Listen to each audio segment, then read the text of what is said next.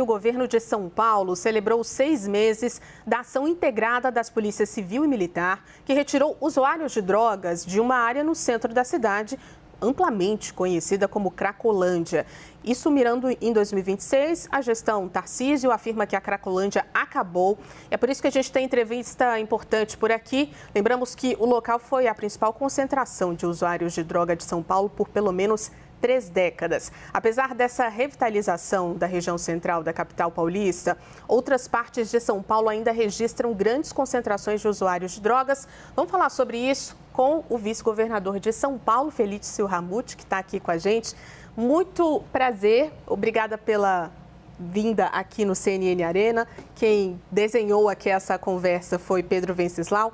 Vou começar perguntando para o senhor, governador, sobre essa dispersão, que é um ponto bastante discutido nesse momento. A gente sabe que logo depois do esvaziamento, moradores começaram a relatar a presença de usuários de droga em outros pontos da cidade. A gente tem, inclusive, uma colocação aqui do Memorial da América Latina, que também registrou uso de drogas ali próximo. É um memorial que fica ali no centro de São Paulo, para quem não conhece. E a pergunta que fica é, essa dispersão, ela existe de fato? O que aconteceu realmente com quem estava ali na Cracolândia? Boa noite, Juliana, Pedro.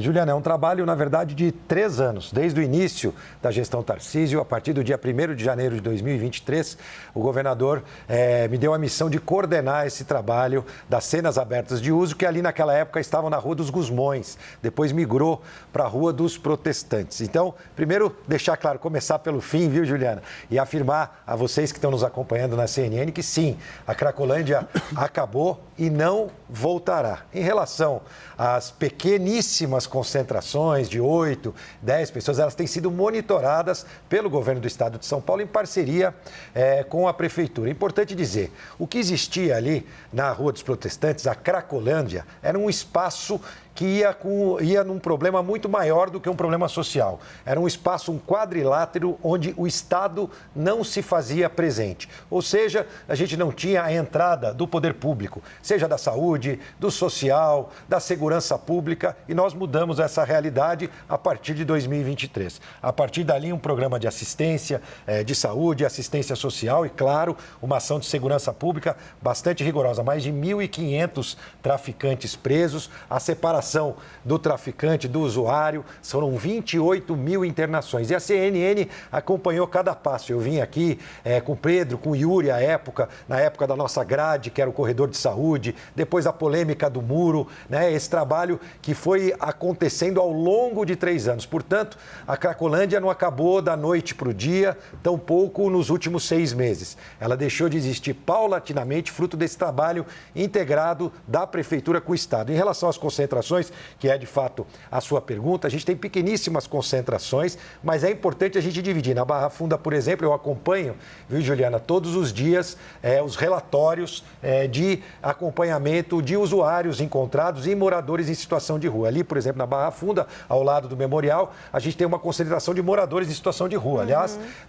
a gente não pode vir aqui e dizer que nós extinguimos o uso de drogas, por exemplo, na cidade de São Paulo. Lamentavelmente, claro, porque tem uma série de fatores aí, as nossas fronteiras, também a nossa legislação, que precisa ser aprimorada e, na minha opinião, mais rigorosa. Também a questão do pequeno porte, de uma pequena quantidade de drogas de um traficante, que aí ele passa a ser enquadrado como usuário e não como traficante. Portanto, o que nós estamos comemorando, sim, é a extinção daquela concentração de mais de 3 mil pessoas, onde o Estado não se fazia presente. Isso, sim, acabou e era um problema de 30 anos na cidade de São Paulo. A gente resolveu enfrentar esse problema e agora a gente continua acompanhando na região central as pequeníssimas concentrações, levando assistência social, à saúde, com a mesma metodologia, Juliana, que a gente aplicou ali na Rua dos Protestantes. E também com a ação, claro, da segurança pública. Lembrando que a favela do Moinho foi fundamental, a oportunidade de uma nova vida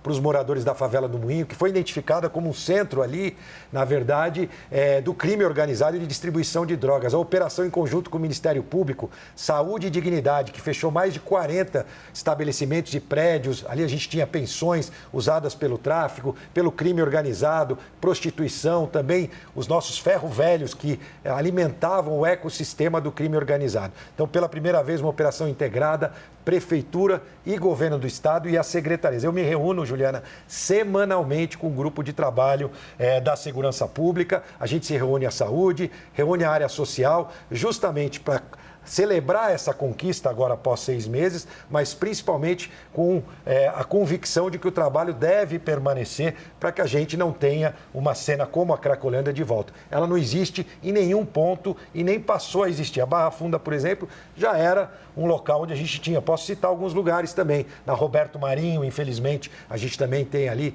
pequena concentração de moradores em situação de rua. E a gente tem, por exemplo, ali no CEAGESP também, consumo, às vezes, de droga, mas muito diferente daquilo que configura uma Cracolândia, que era o comércio ao ar livre, a céu aberto e o consumo. Era o melhor lugar do Brasil, Juliana, para se esconder da polícia e se esconder da família. Isso deixou de existir. Vou passar aqui para o Pedro. Governador, a gente conversando nos bastidores do outro dia, o senhor me contou que, segundo os levantamentos do governo, essas pessoas que estão nas pequenas cenas abertas de uso não vieram da Cracolândia. Queria que o senhor explicasse para a gente de onde elas vieram, exatamente para onde foram aquelas que estavam no chamado fluxo. Como saber se elas não estão agora lá no Memorial, na Barra Funda, no Viaduto 9 de Julho, na Praça da República, ou se não subiram para Higienópolis, Praça Buenos Aires, Praça Vila Boim, porque são regiões muito próximas ali da Cracolândia. Pedro, é um trabalho de fato com evidências. Uma das diferenças do trabalho realizado foi que nós qualificamos a Operação Resgate. Nós fizemos mais de 40 operações resgates ao longo desses anos, identificando aquele usuário, um por um, que frequentava a cena aberta de uso. O que a gente identificou primeiro, que havia, claro, um rodízio, muitos chegavam, muitos saíam, alguns, claro, aceitavam a nossa oferta de cuidados, de internação. Foram 28 mil internações, sejam elas em hospitais especializados ou o acolhimento em comunidades terapêuticas. Também encaminhamentos para os CAPs, portanto, o hub de cuidado com crack e outras drogas que nós criamos nessa gestão teve um papel fundamental também. E a gente conseguiu qualificar. Nós começamos a entender cada pessoa que frequentava aquela região, inclusive o público à noite, que era diferente do público do dia. O público à noite era um público mais recreativo, por incrível que pareça. Saía do trabalho, ia até aquela região, comprava a droga e sabia que podia consumir num local onde ele não seria incomodado pelas forças de segurança ali. Essa história começou a mudar, nós instalamos sistema de câmeras, Muralha Paulista com o Smart Sampa e as nossas operações, como a gente já relatou aqui para vocês. Esse trabalho de qualificação continua. Qualquer grupo encontrado hoje pela Polícia Militar fazendo uso de drogas ou até mesmo morador em situação de rua, vale lembrar, o morador em situação de rua, via de regra, ele tem a dependência ao álcool, né? Uma pequena porcentagem ao crack. Já o usuário de crack a gente também identifica e consegue qualificar um por um. E a gente faz o cruzamento desses dados. Por isso, a evidência. E aí a gente tem convicção. Posso te dar um número exato, Pedro.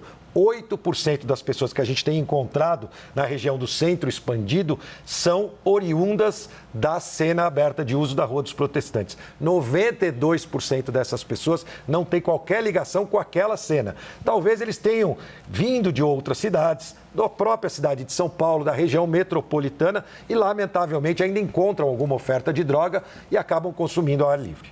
Além da Cracolândia, queria que a gente fizesse uma costura falando em monitoramento, né, da questão da segurança pública aqui em São Paulo, governador, sobre a questão dos roubos nas ruas, principalmente roubo de celular. A gente continua recebendo relatos, todo mundo que mora aqui em São Paulo recebe um relato quase que diário sobre furto de celular, roubo de celular, pessoas passando de bicicleta, levando os celulares. Como é que isso foi analisado ao longo desse ano? Qual que é a projeção para o ano que vem para esse crime, que é um que a gente vê a cada minuto acontecendo aqui? Juliana, aproveitando para dividir um dado com você, mais uma informação baseada em evidência. Na região do entorno ali da cena aberta de uso da Rua dos Protestantes, ali no bairro, né, nos bairros da região central, nós tivemos uma queda de 63% do número de roubos. Aquela operação Janela Quebrada lá em Nova York reduziu em 30% o número de roubos e já foi um case mundial. Por isso que nós estamos agora também registrando tudo isso num trabalho científico para também se tornar um case mundial, essa redução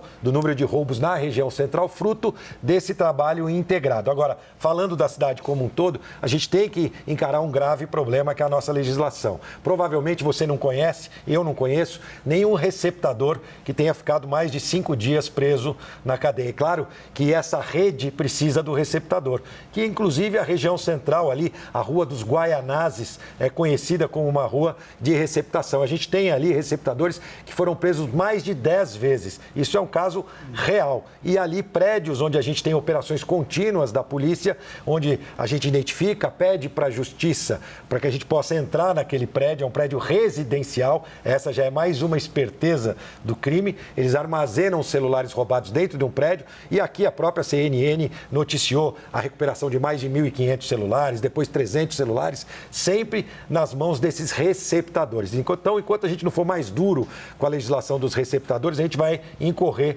nesse risco. E independente de classe social, né? Um bom celular, todo mundo quer ter um bom celular, às vezes divide, parcela o pagamento e qualquer bandido hoje que aborda uma pessoa, seja onde for, num ponto de ônibus, esperando um táxi ou ali na frente, às vezes, do seu estabelecimento comercial, sabe que vai sair dali com 200, 300 reais oriundos de uma venda para um receptador daquele aparelho. O número de roubos no estado de São Paulo também diminuiu, assim como o número de homicídios. Mas essa é uma preocupação real que aumenta a sensação de insegurança do cidadão de São Paulo.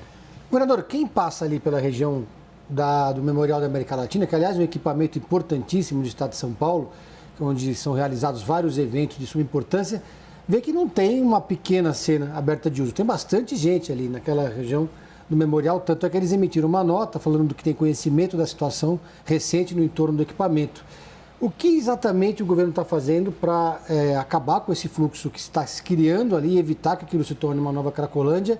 E como resolver esse problema naquela região que fica muito próxima ali da Rua dos Protestantes? Pedro, dá números reais para você. São 23 pessoas que nós identificamos anteontem e ontem naquela região. A grande maioria moradores em situação de rua. Pelo próprio equipamento, se eu te mostrar as imagens, se você tiver imagens, você vai poder ver ali, a gente tem colchões, uma situação muito diferente daquela que a gente encontrava com barracas de venda de mercadorias. Ali não se tornará uma Cracolândia, você pode ter certeza disso. Mas a gente precisa levar assistência para aquelas pessoas. Vale lembrar que a gente não pode obrigar ninguém a sair das ruas. A gente oferece os serviços sociais, a prefeitura que faz isso e também, claro, o serviço da nossa Polícia Militar e da Guarda Civil Municipal. Então, eles já foram abordados ao longo da última semana, posso te afirmar isso. Eu recebo as fotos e vídeos daquela região, justamente por conta dessa divulgação que acabou tendo daquela cena aberta. Não é aquilo que a gente quer ver para a cidade de São Paulo, é claro, mas pode ter a convicção de que aquilo não se configura nem uma mini Cracolândia, tampouco